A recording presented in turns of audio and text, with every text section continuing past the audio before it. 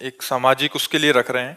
पर जी बहुत सारे ऐसे जोड़े होते हैं जो पहले प्रेम करते हैं, फिर विवाह भी हो जाता है किसी तरह, या बलपूर्वक या भाग के, या जैसे भी घर वालों की सहमति से। फिर क्या होता है आगे चल के, जब एक दूसरे के बारे में पता लगता है और फिर उनकी कमियां नजर आती हैं, फिर वो और ज्यादा धोखाधड़ी या और कहीं संबंध है उसके, या पहले भी संबंध थे, तो महाराज जी फिर इतना ज्यादा हो जाता है कि अब ना घर के रहे ना घाट के रहे।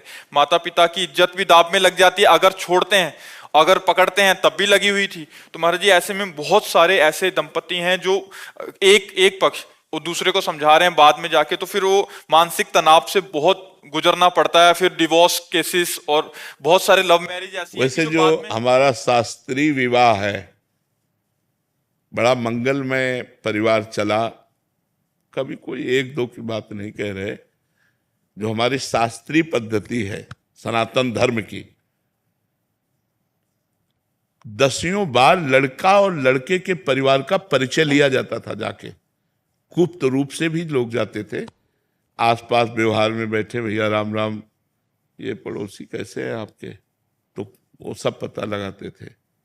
लड़की लड़के को तब देखती थी जब मंडप पे बैठा होता था, और लड़का लड़की को तब देखता था जब घर में पहुंच जाती थी। लेकिन आजीवन दोनों निर्वाह करते थे, खूब बढ़िया संतान, खूब परिवार। लव मैरिज करते हो, डिवोर्स की बात करते हो। लव मैरिज किसे कहते हैं? प्यार। अगर एक बार तुम्हें प्यार करके स्वीकार किया तो आजीवन तुम्हारा निर्वाह करे, फिर किसी और की तरफ ना देखे। नहीं, गांव में डिवोर्स, अरे शाम तक पति पत्नी में अगर दिन सुबह लड़ाई हुई तो शाम तक फिर खा पी के बिल्कुल। डिवोर्स शब्द कहा है सर। एक दो बातें अगर एक दूसरे के प्रतिकूल हो गई तो शाम तक फिर एक हो गए, उसमें कभी ऐसा नहीं। घर परिवार में या बहुत मायके 2-4 दिन हो गई बस पिया। मायके की धौंस देती है, चली जाऊंगी मैं, जाती नहीं है शाम को फिर। नहीं, बड़ा प्यार में जीवन हमने तो देखा है। गृहस्थी में हम किसान के घर पैदा हुए तो गांव का हमने जो माहौल देखा है, बड़ा प्यार भरा जीवन था यार, बड़ा प्यार भरा जीवन। आज प्यार का खुला छूट है तो उसी की दुर्दशा हो रही है। अगर हम कह रहे हैं मान लो गड़बड़ी भूल चूक हो गई बच्चापन में, तो फिर ब्याह के बाद गड़बड़ी नहीं होना चाहिए। अब क्या होता है, बच्चे बच्चियां खुली छूट, मनमानी आचरण, जैसा मना वैसा। तो ब्याह में बंधन में बंधने के बाद भी खुली छूट, वो उधर वो उधर उधर, तो सब गृहस्थी। थोड़ी सी प्रतिकूलता मिलने पे फिर उसी की याद आएगी, फिर वहीं जाएंगे। हाँ, वो सब बड़ी मर्जी प्रश्न आते रहते हैं बहुत सारे। हाँ, अब ये ऐसी समस्या है कि बिना धर्म का आश्रय लिए इस समस्या का समाधान नहीं हो सकता। हमारे शास्त्र जो भरे पड़े हैं, देखो कितना प्यार भरा जी। अरे भाई, अपने पति की आराधना करके भगवान को 6-6 महीने के बालक बना दिए अनसुईया जी ने। जब परीक्षा लेने गए ब्रह्मा विष्णु महेश, तो 6-6 महीने का बालक बना दिया अनसुईया जी ने। जल लिया हाथ में, कहा मन वचन कर्म से अपने पति को भगवान मानती हूं, तो मेरे पातिव्रत धर्म से प्रभावित होकर तुम तीनों भगवान 6-6 महीना हो गए। वो हमारा भारत देश है जहां अपने पति के बल से भगवान को 6-6 महीने के बालक बना दिए। यहाँ boyfriend girlfriend live in relation, ये भाई।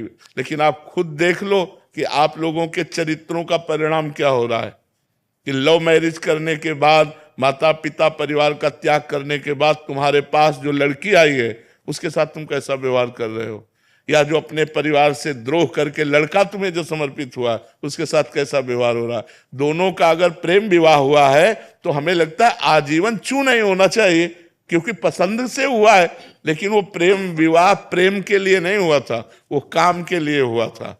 जब काम की पूर्ति में बाधा पड़ी तो इधर उधर फिसलने लगते हैं, फिर पूरा परिवार नष्ट हो जाता है। तो हमें लगता है हमें धर्म से चलना चाहिए। कुमार जी पहले क्या करना चाहिए कि अब अगर कुछ नहीं ऐसा हुआ तब क्या जिम्मेदारी है, या हो गया है प्रेम विवाह फिर क्या जिम्मेदारी है? देखो एक बात बताएं, जब कैंसर हो जाता है ना, तो चाहे जितने कीमो लगवाओ और चाहे जितना बड़ा ऑपरेशन करो, वो 1-2 साल में धोखा फिर दे ही देता है, नहीं दे देता है। ये कैंसर की तरह बीमारी है काम। 1-2 साल बाद जब आपको उसकी याद आएगी तो आपको मन यही कहेगा कि इसमें सुख नहीं है जो उसमें सुख था। अब आपका धीरे से मन नंबर लगाने का करेगा। फिर वो बिगड़ता चला जाएगा। चंचल मन संभालना बड़ा कठिन है बिना अध्यात्म के। अवसर आने पर दोनों फिसल जाओगे। इसलिए हमें लगता है कि हमारे धर्म से चलना ही ठीक है। ये जो नई पद्धति चली इसमें ठीक नहीं है, इसमें ठीक नहीं है। अगर हम धर्म से देखो, बड़े बड़े साधु महात्मा चूक हो जाती है तो फिसल जाते हैं। विचार करो, जिन्होंने साधना की है। आप लोग तो साधना ही नहीं करते, आप लोग तो चूक में पड़े हुए हो। अगर आप सुधारना चाहो तो पहले कसम खाओ दोनों कि अब तक जो हुआ हुआ हम कभी नहीं करेंगे।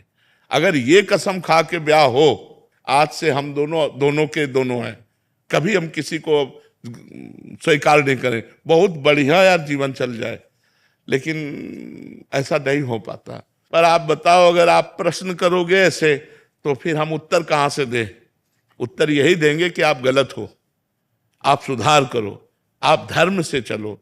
हमारे बच्चे, हमारी बच्चियां यदि धर्म से चलेंगे तो गृहस्थी बहुत बढ़िया बनेगी जाके, और अगर अधर्म से चलोगे तो गृहस्थी बढ़िया नहीं बनेगी।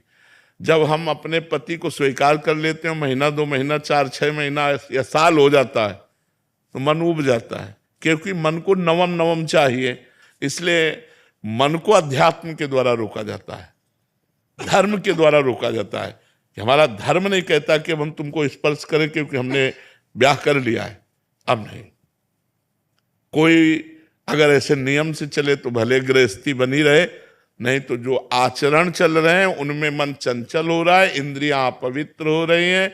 वो इंद्रियां चंचल और अपवित्र मन वो कभी एक बंधन में बंध कर बहुत काल तक निर्वाह करे, असंभव। इसीलिए ब्रह्मचर्य की पहली अवस्था कही गई। हमारे यहाँ 4 आश्रम हैं, ब्रह्मचर्य, गृहस्थ, वानप्रस्थ और सन्यास। अपने भारत देश में सनातन धर्म में 4 आश्रमों की ऋषि मुनियों ने व्यवस्था की। पहला आश्रम सबके लिए ब्रह्मचर्य है। अब ब्रह्मचर्य से गृहस्थ जाओ या विरक्त भाव में जाओ तो यहां से मोड़ हो जाता है, लेकिन पहला आश्रम सबका ब्रह्मचर्य है। अब उसी ब्रह्मचर्य आश्रम में हम लोग गलती कर रहे हैं, ब्रह्मचर्य आश्रम को ही नष्ट कर रहे हैं। तो न गृहस्थ बन पा रहा है, न विरक्त बन पा रहा, सब गड़बड़ हो गया। अगर नींव गड़बड़ हो तो महल गड़बड़ ही होगा। तो हमारी नींव गड़बड़ हो रही है। हमारी जो नई अवस्था है ये थोड़ा गंदे आचरणों की तरफ जा रही है। कोई नए नए बच्चों को देखो व्यसन कर रहे हैं। भला व्यसन करने की अवस्था की अध्ययन करने की अवस्था है? जहां हमें उन्नति करनी चाहिए वहां हम अवनति वाले मार्ग स्वीकार। कोई गलत आचरण अगर हमारे ना हो बचपन से लेकर के 25 साल तक तो हम अच्छे विद्यार्थी बन सकते हैं।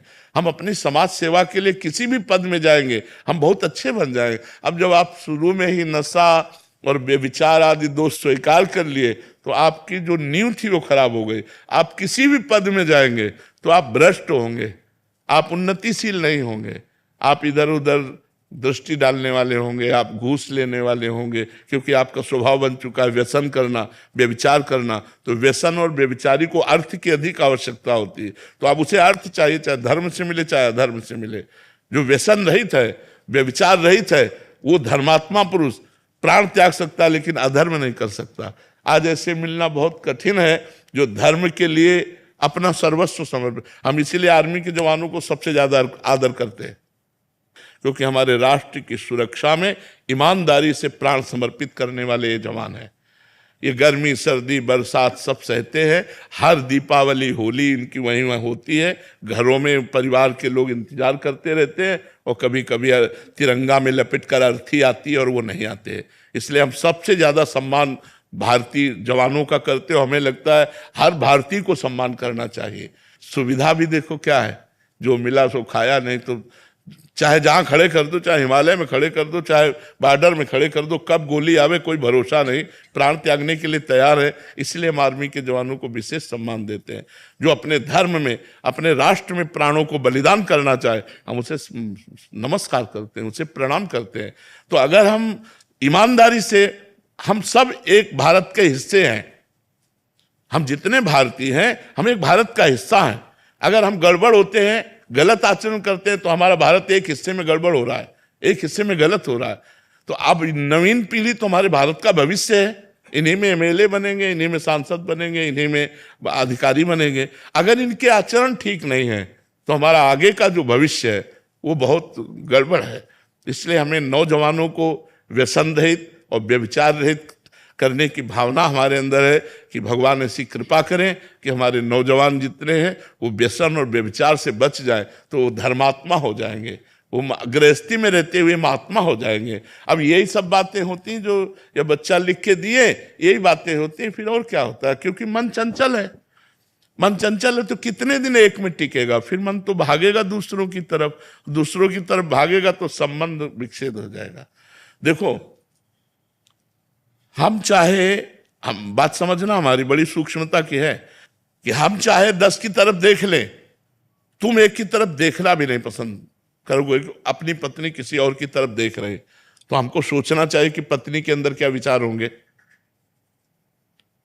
जब हमारे अंदर ये विचार ही हम अंदर घुस के बात कर रहे हैं, उसको देख लो थोड़ा अंदर प्रवेश करके, उसके मन में भी है कि मैंने अपना प्राण और जीवन तुम्हें समर्पित किया है, तुम हमारे सिवा किसी को और इस दृष्टि से मत देखो, तब दोनों का संबंध चलता है। लेकिन आज बड़ा विक्षेद हो रहा है, बड़ा विक्षेप पड़ रहा है, इसीलिए बड़ी समस्या आज नहीं तो आगे देखना और आ जाएगी, और भारी समस्या। ये जब बढ़ेगा पति पत्नी में विश्वास, तो गृहस्थी चौपट हो जाएगी, वो गृहस्थी सुखमय नहीं रहेगी। हम तो भावना करते हैं, आप मेहनत करके 8 घंटे कहीं से भी, और जब घर पहुंचते हैं और आपको दौड़ करके बाहर स्वागत करती है, घर लिवा करके पानी पिलाती है, बैठालती है, हंस देती है, तो आप 8 घंटे की मेहनत भूल जाते हैं। बच्चे छोटे छोटे पापा कह करके दौड़े तो आप खुश हो जाते हैं। अब वो तुमसे बात नहीं कर रही, वो और ही जगह दृष्टि लगाए तुम, और क्या नरक भरी जिंदगी है कि नहीं? थोड़ा सा विश्वास करो। अब अपना बच्चा है, हम उसे प्यार नहीं कर सकते, वो बंटवारा कर दिया, सरकारी बंटवारा, कि बच्चा उसके पास है, वो उसके। ये क्या है सर? यार, जीना है तो प्यार से जीना सीखो, वो धर्म से होगा। लोग धर्म की तरफ नहीं देख रहे, और धर्म ही आपको प्यार देगा, धर्म ही आपकी सुरक्षा करेगा, धर्म ही आपको बलवान और धनवान बनाएगा। लेकिन लोग धर्म का त्याग कर रहे हैं, इसीलिए ये सब दुर्दशा हो रही है।